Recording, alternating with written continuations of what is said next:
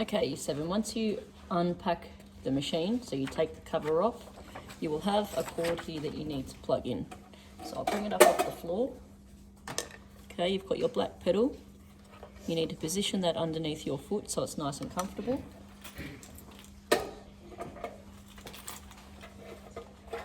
And the other end of it plugs into the back of the machine.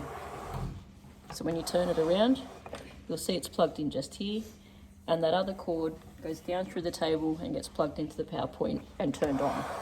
Okay. You'll also get a sheet of paper that looks like this one, and it's going to tell you the parts of the machine. So as I'm saying the technical names of them, you can have that next to you so you know what I'm talking about. The other sheet that you're going to get will be one complete sheet that looks like this. Okay, and you'll cut it in half, and we're first going to work on the straight stitching. So, a few things you need to set first is your stitch. So you're going to use your stitch selector on the top, and it tells you a number code here as to which one you're going to use, and yours is going to be 0. Okay, so if you look at the top of the machine, you'll get a picture of what it looks like. This one's rubbed off, but 0 is just a straight stitch. So it goes stitch, gap, looks like a dotted line. To select it, you use your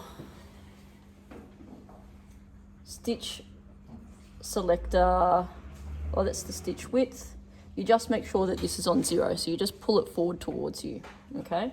The only other thing you are going to be changing is your stitch length here, and it operates by winding it, okay? So you're going to wind it up and down. You'll see it moves up, and that's going to be set to about a 3, okay? So you're looking at the side of the machine where the little flat bar is, and it will tell you which one it's on. So I've wound that to a 3, okay?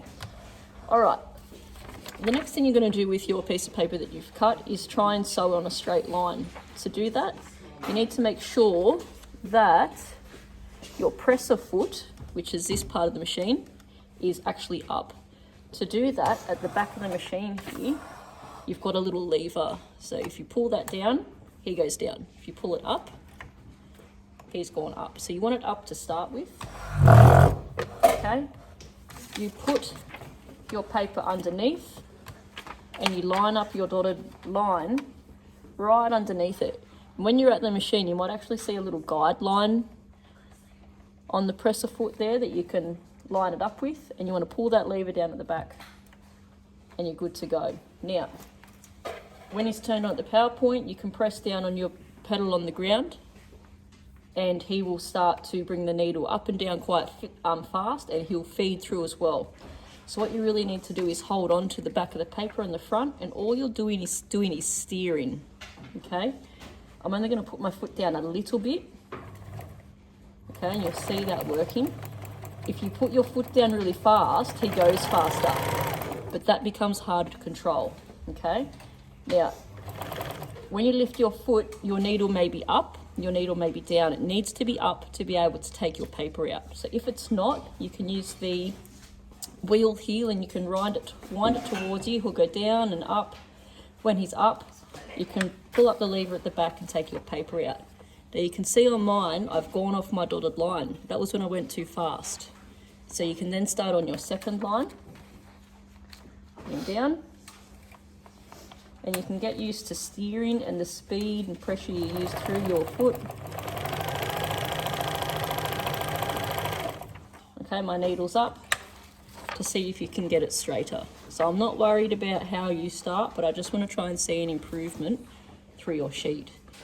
Once you think you're consistently doing quite well, I want you to pop your name on the top of your sheet, take a photo, and we're going to put that either in our folio or our workbook.